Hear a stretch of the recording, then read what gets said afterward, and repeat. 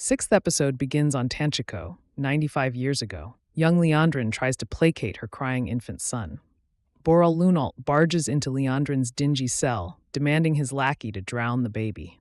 In a fit of rage, Leandrin channels, killing both Boral and said lackey. Then, she wanders through the city with her son in her arms, begging passersby to help her. She eventually resigns to sitting underneath a weather-worn statue. That's when Ishmael approaches Leandrin. He offers assistance. Later, adult Leandrin sits on the Amerlin seat in her dreams. Lanfear materializes. Leandrin insists that while she was loyal to Ishmael before his death, she's sworn to Lanfear now. Lanfear urges her to weed out the Black Aja sisters who are secretly Team Ravin and kill them. After this, Leandrin assembles her cabal: Naomi, Chesmal, Ispan, and Jean. Moghedien eavesdrops on their conversation. Leandrin shows them the statue that stands in Tanchico in its former glory. It's a man who can channel with a collar around his neck.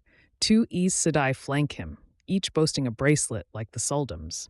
Now, the Black Aja already has one bracelet. They need its companion and the matching collar to restrain the dragon reborn. Leandrin gives her crew until the following day to accomplish this. Elsewhere in Tanchico, Nynaeve and Elaine dress the part as denizens of the city. Matt and Min burst out laughing upon seeing Nynaeve's veil. Matt gives her a more appropriate face covering. After this, our gang infiltrates the city in search of Leandrin's Black Aja sisters. Meanwhile, Egwene gets a scolding from Bear and Melaine for entering Tel'aran'rhiod by herself. Egwene insists she must know how to fight Lanfear. Bear fires back that Egwene is no match for a Forsaken in Tel'aran'rhiod. However, Egwene's power is most potent in her own dreams. Moiraine reunites with Lanfear in her dreams. Lanfear senses that Moiraine has been avoiding her. She orders Moiraine to ensure Egwene steers clear of Rand. That's part of their deal.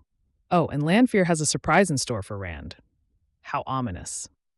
Speaking of Rand, we see the Karakarn bond with the AL as Avienda looks on. Rand makes the mistake of touching Alcera's spear. She's training to become a Maiden of the Spear. As punishment, Rand must tend to her vegetables to ensure their growth. Punishment fits the crime. In Emon's field, Phyla helps Perrin inside the inn. She asks for Alana to heal his wounds. However, we see that Alana is in no shape to heal anyone. Moxim sits by her side. Off in the distance, Podden Fane and a handful of Trollocs set their sights on the village. Then Matt asks the locals about the missing collar and bracelet, while Elaine gets feisty with a veiled man. Matt hears a familiar sound wafting in the air and follows it to find none other than Tom Marilyn. He's serenading a heavily trafficked alley full of merchants. Tom is in no mood for Matt's antics. Remember when he and Rand left Tom to fend off a fade? Matt promises to make it up to Tom by offering to pay for drinks. And he'll never guess who blew the horn of Valair. Meanwhile, Nynaeve and Min bond in the pub. Well, Min calls Nynaeve out for having a resting bitch face. Then, Min flags down a handsome lad and tells him his future. He's going to marry that pretty brunette he met, Jane. She adds that her telling his fortune is free, but she encourages the man to bring his friends over. After he leaves, Nynaeve wonders if Jane is really going to tie the knot. Min discloses that Jane will kill him. Ouch. Next, Leandrin informs Naomi that the latter did great work on removing the memories from that young girl. Leandrin asks Naomi if she could weave something more precise. Naomi reveals that only the Forsaken themselves could do such work. Elsewhere, Moghedien gets into unhygienic mischief. Later, Bear and Melaine encourage Egwene to butt them out of her dream. It works, until she winds up strapped to a wheel in the same garb from her days in captivity with the Shanchan. Lanfear looms before her. Lanfear tells Egwene that Rand knows who she is. He also knows, well, everything. Egwene returns to this plane after the pin drops. Bear reminds her that if she believes she's more powerful than Lanfear, then she is. She can do anything in her dreams. Elsewhere, Rand and Moiraine reunite for the first time since Rhuidean. He asks her questions about what she saw in the rings. Does he go mad? Does he kill Egwene? Will he kill Moiraine? Sometimes, Moiraine says in response to all three questions. The conversation pivots to the Soccernen which Moiraine has on her person. Moiraine asks for advice. How does one avoid being overwhelmed by its power? Rand advises her not to submit to it. Keep fighting. He admits he occasionally feels the pull of the one power. We see objects and debris rattle around them as Rand feels that pull. However, Moiraine snaps him out of it. After he walks away, we see Lan observing their chat from afar. Later, Fael and Perrin exchange personal stories. We learn that Fael is from Saldea. Her parents were generals, and she and her brother served as soldiers. One day, her mother revealed she was a dark friend. She wanted Fael to swear the oaths. Fael resisted, though, departing for the hunt for the Horn of Valere. Unfortunately, her mom killed her brother. Perrin tells her about Lila and how he feels responsible for her death. He adds that despite the pervasive darkness in this world, he looks at Fael and sees only light. Damn, if that's not the smoothest pickup line. At the White Cloaks camp, Padan arrives with an army to update Eamon and Dane. He reveals he and his host encountered a bevy of Trollocs, but they made quick work of the beasts. Padan offers to help the White Cloaks with the growing unrest in the Two Rivers. Next, Matt gets Tom up to speed on everything. Rand is the dragon reborn. Matt blew the Horn of Valere and now speaks the old tongue. Then he spots Elaine, wondering why the daughter heir of Andor is in Tanchico. We learn that he used to serve in Queen Morgis's court. He sees she's having issues with a mercurial local. Tom steps in, claiming Elaine is his apprentice. The man orders Elaine to sing a song if she is in fact a Gleeman's apprentice. Elaine hops up to belt out a rousing rendition of The Hills of Tanchico, with Tom accompanying her. As it turns out, the daughter heir of Andor has pipes.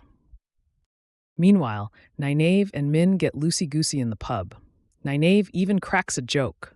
I love this unexpected pairing. An older man overhears them chatting about Leandrin, revealing she's here. Nynaeve covers his next round to hear more about what he knows. Ispan observes this interaction from afar. A lot of that is happening in this episode. Later, Naomi wakes to find Leandrin aiming an intricate weave at her forehead. Naomi reveals that the collar is in the Panarch's palace. Leandrin knows Naomi serves Ravin, and Lanfear wanted her to weed out the betrayer. Leandrin kills Naomi, but not before revealing her intention to become one of the Chosen, or Forsaken. Ispan returns from her trip to the pub to inform Leandrin of her findings. Then, Alana feels it's almost time to shuffle off this mortal coil. Matt's younger sisters, Bode and Eldrin, visit Alana to thank her for saving them. Maxim realizes they can channel. Alana weakly walks them through the channeling process so they can heal her. Thankfully, it works. Alana is back to her old self. Downstairs, Perrin tells Fael that his eyes glow gold because he's a wolf brother.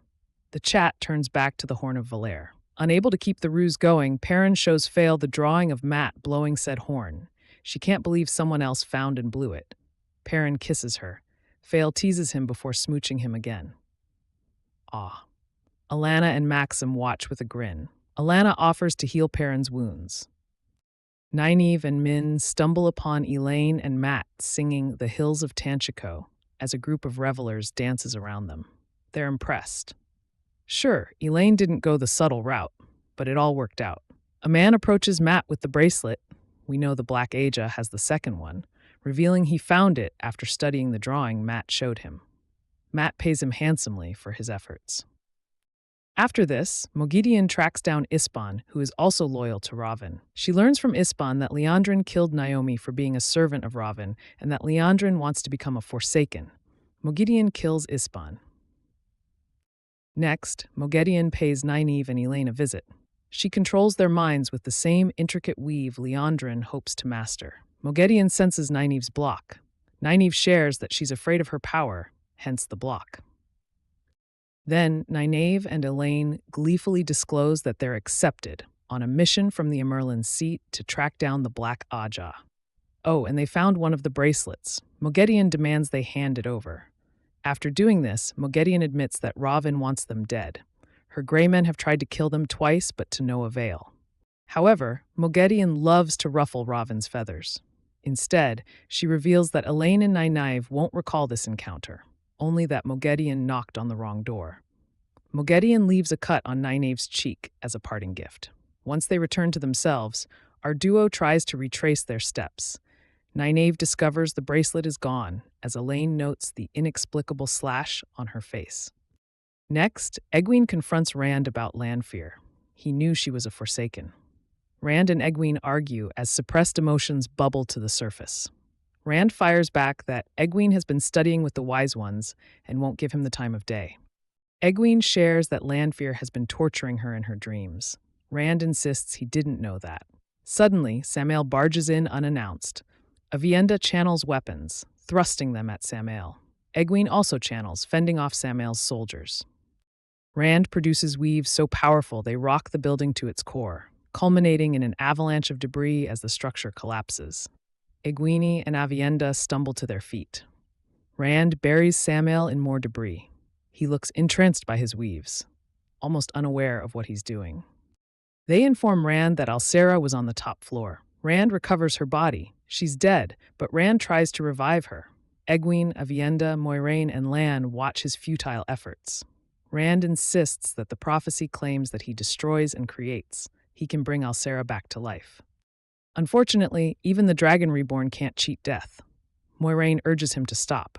He sobs. Meanwhile, File, Bane, and Chiad discover an army emerging from the ways. It's making a beeline for the two rivers, specifically Emond's Field.